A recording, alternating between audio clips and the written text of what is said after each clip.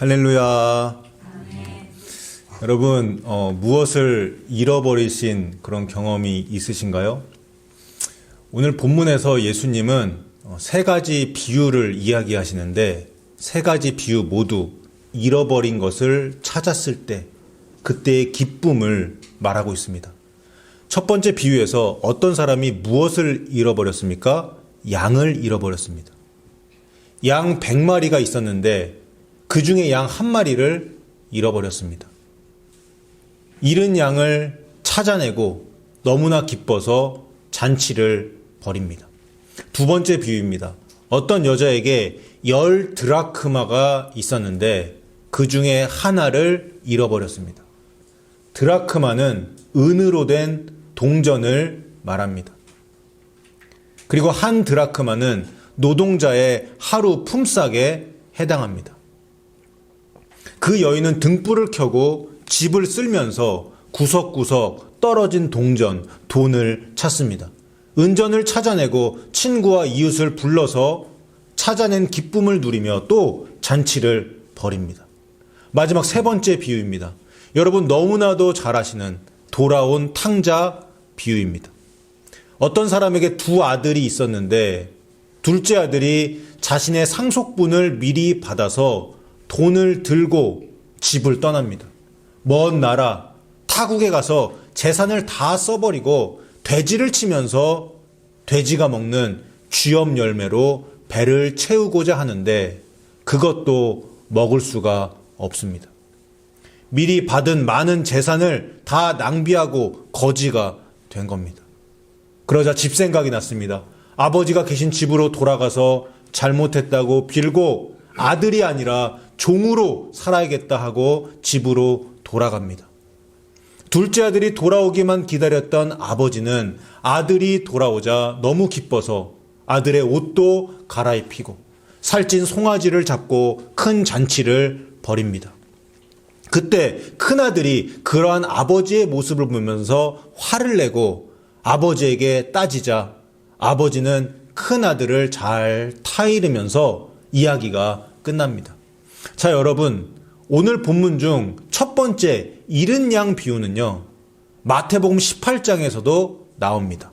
거기서는, 마태복음에서는 작은 자, 양과 같이 작은 자들이 얼마나 소중한지 그것을 다루고 있습니다. 그런데 잃은 은전 비유, 그리고 잃은 아들인 돌아온 탕자 비유는 사복음서에서 누가복음에만 나옵니다. 여러분, 누가복음 15장 전체의 주제는 무엇일까요? 잃어버린 것에 대한 하나님의 사랑과 잃어버린 것을 찾았을 때의 하나님의 기쁨입니다. 짧게 줄이면 하나님의 사랑과 하나님의 기쁨입니다. 오늘 본문에서 잃어버린 것이 무엇입니까? 잃은 양, 잃은 돈, 잃은 아들입니다. 잃은 양은 100마리 중에 한 마리고 잃은 돈은 10 드라크마 중에 하나이고 마지막 잃은 아들은 두 아들 중에 한 명입니다. 100분의 1, 10분의 1, 2분의 1이에요. 소중함의 강도가 점점 커집니다. 여러분, 잃은 양과 잃은 동전은 죄악에 빠진 영혼을 비유하고 있습니다. 잃은 아들, 둘째 아들도 방탕하게 살고 상속재산을 다 탕진한 죄인 중에 죄인입니다. 죄인임에도 불구하고 하나님이 그 죄인을 사랑하신다는 증거가 성경에 나옵니다. 잃은 양 비유에서는 4절에 어떤 사람이 양 하나가 없어지니까 99마리를 들에 두고 그 잃은 양을 찾아 나섭니다. 잃은 은전 비유에서는 8절에 동전 하나가 사라져버리니까 그 여인이 집안 구석구석을 뒤지면서 부지런히 그것을 찾습니다. 잃은 아들 비유에서는 20절에 아직도 거리가 먼데 아버지가 그를 보고 측은히 여겨 달려갑니다. 목을 안고 입을 맞춥니다. 이렇게 나와 있어요. 앞의 비유들처럼 적극적으로 아버지가 아들을 찾아 나서는 행동은 아니었지만 아버지는 오랫동안 잃은 아들이 돌아오기를 간절히 기다리고 있었습니다. 이 구절에서 우리는 아버지가 아들을 얼마나 사랑하고 얼마나 기다려왔는지를 알 수가 있습니다. 또한 오늘 본문 세 가지 비유에서 잃어버린 것을 찾았을 때의 그 기쁨이 나타납니다. 잃은 양과 잃은 돈을 찾았을 때 주인은 사람들을 불러 모아 잔치를 벌여요. 예수님께서는 각 비유의 결론으로 이러한 말씀을 하십니다. 우리 함께 7절을 읽어보겠습니다. 다 함께 7절입니다. 시작. 내가 너희에게 이르노니 이와 같이 죄인 한 사람이 회개하면 하늘에서는 회개할 것 없는 의인 99으로 말미암아 기뻐하는 것보다 더하리라. 아멘. 우리 10절도 읽어볼까요? 시작. 내가 너희에게 이르노니 이와 같이 죄인 한 사람이 회개하면 하나님의 사자들 앞에 기쁨이 되느니라. 아멘. 잃은 아들 비유에서는 이 기쁨이 어디 나와 있습니까? 32절 한번 보겠습니다. 32절 제가 읽겠습니다. 이 너의 동생은 죽었다가 살아났으며 내가 잃었다가 얻었기로 우리가 즐거워하고 기뻐하는 것이 마땅하다. 이렇게 나와요. 여러분, 잃은 양, 잃은 동전, 잃은 아들은 죄악에 빠진 영혼을 비유합니다. 잃은 양을 찾은 것, 잃은 동전을 찾은 것, 잃은 아들이 돌아온 것, 이것은 영혼이 회개한 것을 의미합니다. 죄인 한 사람이 회개하면 하나님이 기뻐하신다고 예수님이 비유로 말씀하신 거예요. 돌아온 탕자에서 이 비유에서는 어떻게 하는지 아버지의 모습을 보세요. 아들이 그동안 잘못했던 것 그냥 다 용서해 주십니다. 제일 좋은 옷을 입히십니다. 손에 가락지를 끼워주고 새 신을 신겨주고 살찐 송아지를 잡습니다. 이 정도로 기뻐하십니다. 여러분, 하나님께서 한 영혼이 회개하면 왜 그토록 기뻐하실까요? 그것은 바로 회개해야 구원받기 때문입니다. 회개해야 그 영혼이 구원받고 하나님과 함께 영원히 천국에서 영생 복락을 누릴 수 있기 때문입니다. 그래서 예수님께서도 공생애를 시작하시면서 무슨 말씀을 하셨어요? 회개하라! 천국이 가까이 왔느니라. 사랑하는 성도 여러분, 하나님께 영광을 돌리는 것이 우리 믿는 사람들에게는 인생의 목적이라고 합니다. 그렇죠? 하나님께 영광을 돌린다는 것, 이것을 쉽게 풀면 이겁니다. 하나님을 기쁘시게 해드리는 겁니다. 내가 하나님께 기쁨이 되면, 하나님이 나로 인해 만족하고 기뻐하시면 그 인생이요, 성공한 인생이에요. 가장 의미 있는 인생입니다. 인류 역사상 가장 성공한 인생이 누굽니까? 신이면서 인간이셨던 예수님입니다. 예수님의 삶의 목적은 바로 친아버지 하나님을 기쁘시게 해드리는 거였습니다. 그래서 누가복음 3장에서 세례를 받으실 때 하늘에서 하나님의 음성이 들리는데 하나님이 예수님께 이렇게 말씀하십니다. 너는 내 사랑하는 아들이라. 내가 너를 기뻐하노라. 여러분, 이거 한마디면 끝난 거 아닙니까? 그런데 예수님은요, 죄가 없으셨습니다. 그래서 예수님이 회개를 한다는 것은 맞지 않습니다. 예수님만이 회개할 필요가 없으신 분이에요. 예수님은 하나님의 말씀에 순종함으로 하나님의 기쁨이 되고 사명을 완수하셨습니다. 여러분, 예수님은 회개할 필요가 없으시지만 우리는 모두 죄인들이기에 회개를 해야만 합니다. 그리고 회개가 하나님이 가장 기뻐하시는 것입니다. 오늘 말씀에서도 나와 있죠. 죄인 한 사람이 회개하면 하나님이 기뻐하신다. 하나님께 영광을 돌리는 것, 하나님을 기쁘시게 해드리는 것, 그것은 바로 회개입니다. 우리 다른 말씀들을 한번 보겠습니다. 로마서 8장 8절입니다. 우리 함께 읽겠습니다. 시작. 육신에 있는 자들은 하나님을 기쁘시게 할 수 없느니라. 아멘. 로마서 8장의 전체 문맥을 보면 육신에 있지 않은 자는 바로 영, 성령 안에 있는 사람입니다. 반대가 되는 거죠. 육신과 영이.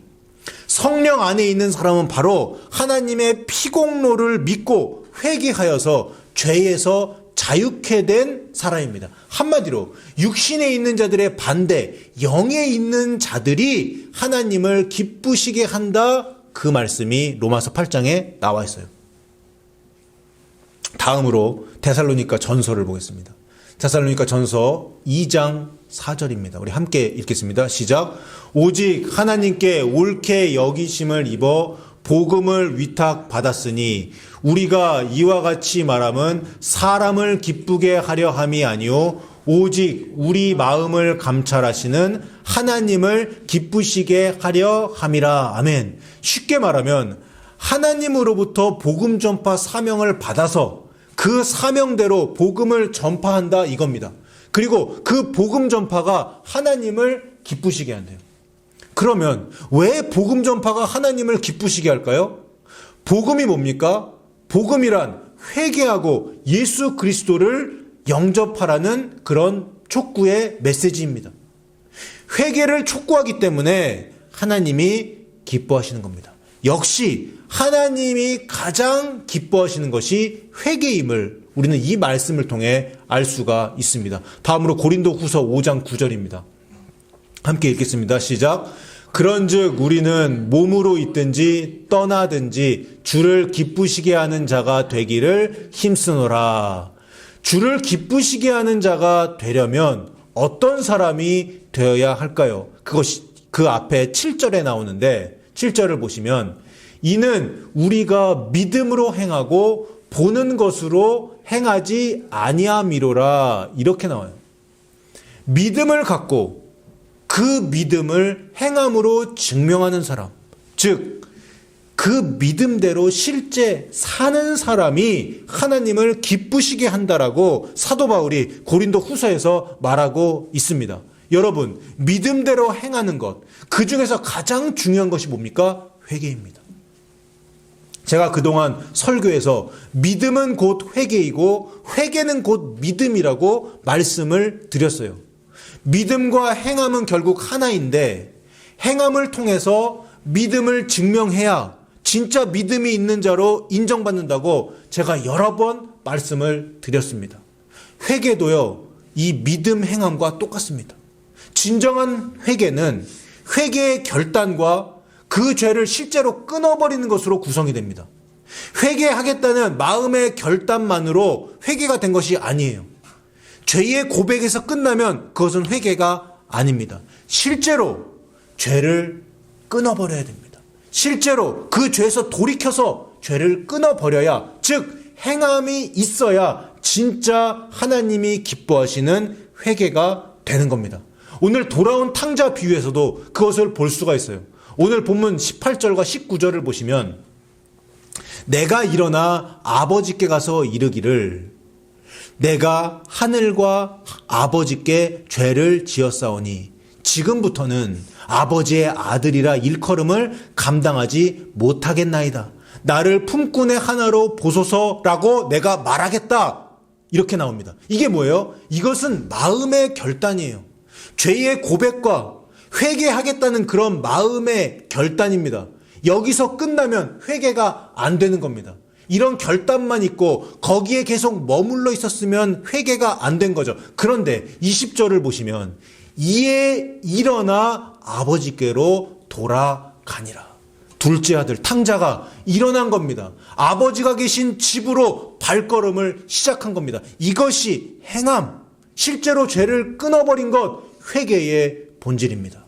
여러분, 2018년 7월이었습니다. 제가 그때 인천에서 전도사로 사역을 하고 있었는데 일주일 휴가를 받았어요. 일주일 휴가를 받아서 어디에 갔냐? 놀러 간 게 아니라 금식 기도원에 들어갔습니다. 5일 동안 금식을 하면서 저는 제 인생을 돌아봤어요. 죄를 고백하고 제 인생 자체를 회개했습니다. 회심의 기간이었습니다. 그래서 사실 그때가 2018년 7월달, 그때가 제 인생에서 가장 중요한 순간이었고 하나님이 가장 기뻐하신 시간이었어요. 회개 후에 제 인생이 달라졌습니다. 사역에 대한 마음가짐도 새로워졌고 인생의 터닝 포인트가 되었습니다. 회개 후에 50일이 지났는데 미국에서 목회할 수 있는 길이 열렸습니다. 하나님이 직접 열어주셨어요. 만약 제가 그때 회개하지 않았다면 지금 이렇게 미국에서 이민 목회를 할 수 없었을 겁니다. 그리고 여러분도 못 만났을 것입니다. 또한 회심의 경험이 없는 목사가 다른 사람들에게 회개하라고 말하기가 어렵습니다. 물론 제가 그때 회개를 했기 때문에 더 이상 회개가 필요 없다, 그것을 말하는 것이 아니에요. 여러분, 구원파 이단은 어떻습니까? 구원파는요, 한 번 회개하면 충분하다, 그래서 더 이상 회개할 필요가 없다, 그것을 구원파는 주장합니다. 그건 이단 사설입니다.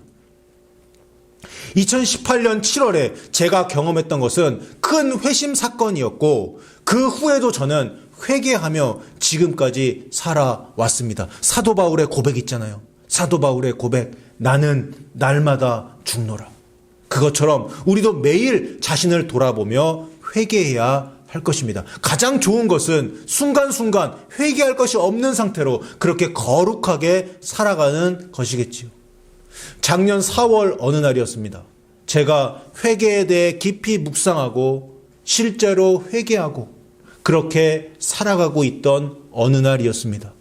아침에 잠자리에서 눈을 떴는데, 눈을 뜨자마자 성령님이 생각으로 이런 말씀을 주셨습니다.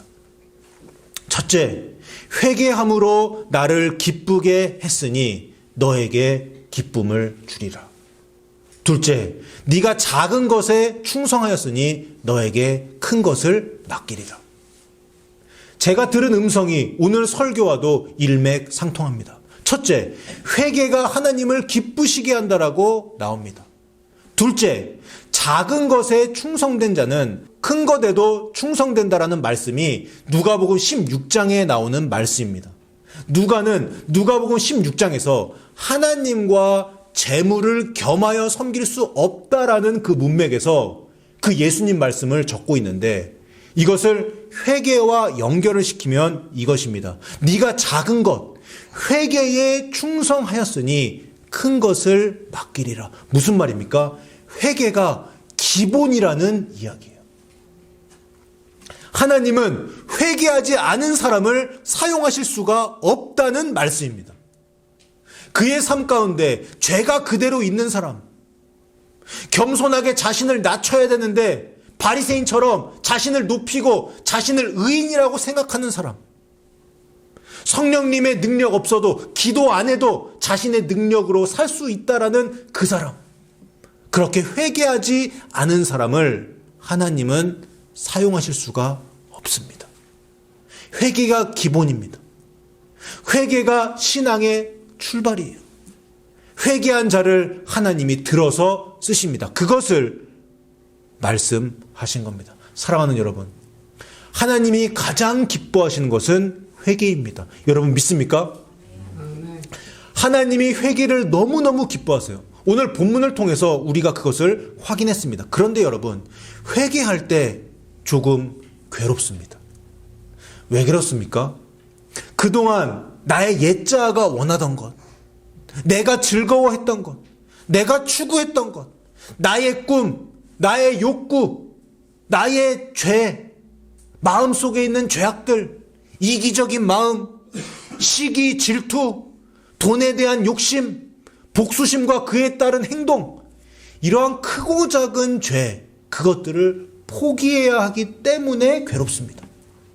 순간적인 기쁨을 포기해야 하기 때문에, 그리고 자기를 부인해야 되기 때문에 조금, 아니 많이 괴롭습니다. 우리 자아는 회개하기를 싫어해요. 그래서 회개가 그렇게 쉬운 문제는 아니에요. 여러분, 회개가 쉽지 않지만 그 어떤 것이든 신앙 양심이 알려주고 또 성령님이 마음을 주시는 그것을 회개하면, 그러면 다른 종류의 기쁨이 찾아옵니다. 회개하고자 하는 마음의 결단을 하고 실제로 죄를 끊어버리면 새로운 기쁨을 누리게 됩니다. 그리고 하나님이, 성령님이, 예수님이 함께 기뻐하십니다. 여러분, 하나님은 신이세요. 우리의 머리털까지 다 세신바된 그런 진정한 신이면서 우리의 마음과 우리의 생각을 감찰하시는 분입니다. 그런데 저 멀리 하늘에 계신 하나님이 나같이 보잘것없는 사람이 회개하는 것을 보시고 기뻐하실까요? 기뻐하십니다.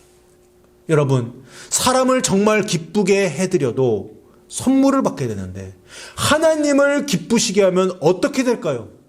우리가 생각하지도 못하는 하늘의 선물이 회개한 자에게 쏟아집니다. 여러분 믿습니까? 그래서 회개한 사람은 하나님을 기쁘시게 해드리고 하나님이 주시는 기쁨을 누리게 되며 하늘의 선물을 받게 됩니다. 선물을 받고 나서 한 번 더 기쁨을 얻게 돼요. 얼마나 좋습니까?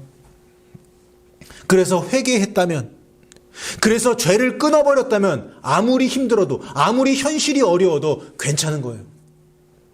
회개했다면 만사형통입니다. 나 회개했는데 삶이 왜 이러지? 나 철저히 회개했는데 왜 이렇게 힘들지? 그렇게 낙심하면 안 됩니다. 왜 그렇습니까? 하나님께서 회개의 열매를 맺은 사람에게 반드시 선물을 주시고 기쁨을 주시기 때문입니다. 아멘. 설령 이 땅에서 선물을 못 받게 되더라도 괜찮아요. 왜?